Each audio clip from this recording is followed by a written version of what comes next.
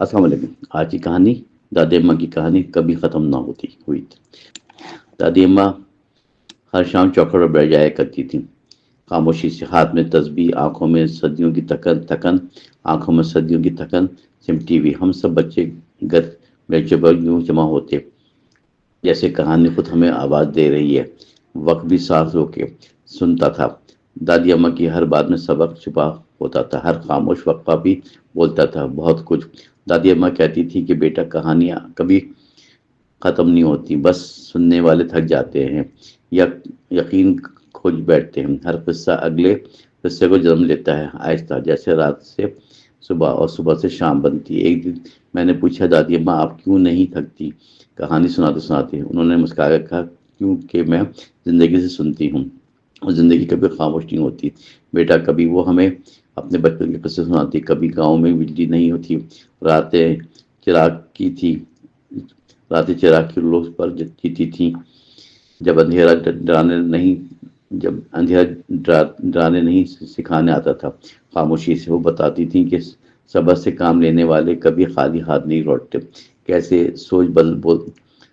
خالی ہاتھ نہیں لوٹتے، کیسے سچ بولنے والوں کو وقت پر سزا نہیں ملتی مگر انعام ضرور ملتا ہے۔ ایک کہانی میں ایک لڑکا تھا، ضدی بہت، ماں کی بات نہیں مانتا تھا۔ ایک دن وقت نے اسے سبق سکھایا، وہ رویا بہت مگر دیر ہو چکی تھی۔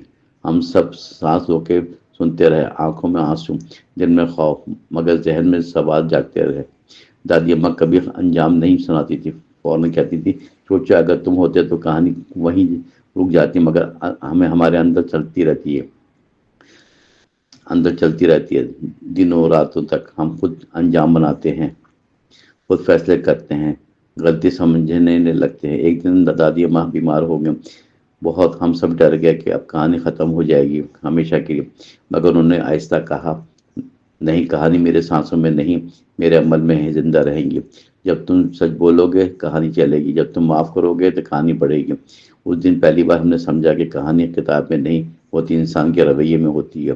ہر فیصلہ ایک نیا باب لکھتا ہے۔ دادی اماں کی آنکھیں بند ہو گئیں مگر کہانی ختم نہ ہوئی۔ ابا ہمیں وہی سبق دہراتے، اماں وہی صبر سکھاتی اور ہم آگے سنتے ہی گئے۔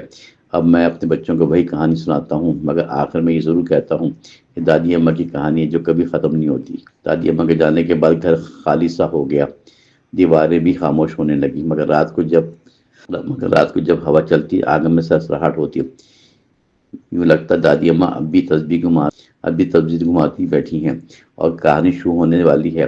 ہم سب بچے اب بڑے ہو چکے تھے مگر دل وہی ایک۔ رات ابو نے ہمیں آواز دے کر کہا، آج ایک قصہ میں سناتا ہوں۔ ہم حیران ہوئے، ابو تو کم بولتے تھے۔ انہوں نے آہستہ سے کہا، یہ قصہ تمہاری دادی کا ہے، مگر صرف زبان سے نہیں، عمل سے سنا جائے گا۔ آج ہم نے سوال نہیں کیا۔ اگلے دن ابو ہمیں ایک غریب بستی میں لے گئے جہاں آنکھوں میں امید کم اور انتظار زیادہ تھا۔ ابو نے کہا، دیکھو بھی، یہاں ہر چہرہ ادھوری کہانی ہے، اگر تم مسکراہٹ دے سکو تو کہانی آگے بڑھ جائے گی۔ ہم نے سمجھا دادی اماں یہی سکھاتی تھی کہ کہانی تب زندہ رہتی ہے جب تم کسی کا بوجھ ہلکا کر دو گے۔ ہم نے دل میں عہد کیا کہ خاموش نہیں رہیں گے۔ ایک دن میں نے جھوٹ بولا اور فوراً دادی اماں کی آواز سنائی دی، سچ بھاری ہوتا ہے مگر روح کو ہلکا کر دیتا ہے۔ میں شرمندہ ہوا اور سچ بول دیا۔ ایک لمحے ایک نئی کہانی بن گئی۔ وقت گزرتا کہ ہم بکھر گئے شہروں میں، ملکوں میں، مگر جہاں کہیں ناانصافی دیکھی، دل نے دادی اماں کو یاد کیا۔ ایک بار میں نے معاف کیا وہاں جہاں بدلہ آسان تھا۔ استاد خامن، دادی اماں مسکرائیں، کہانی آگے بڑھ گئی۔ اب میں جان گیا کہانی کاغذ پر نہیں چلتی، کردار میں چلتی ہیں۔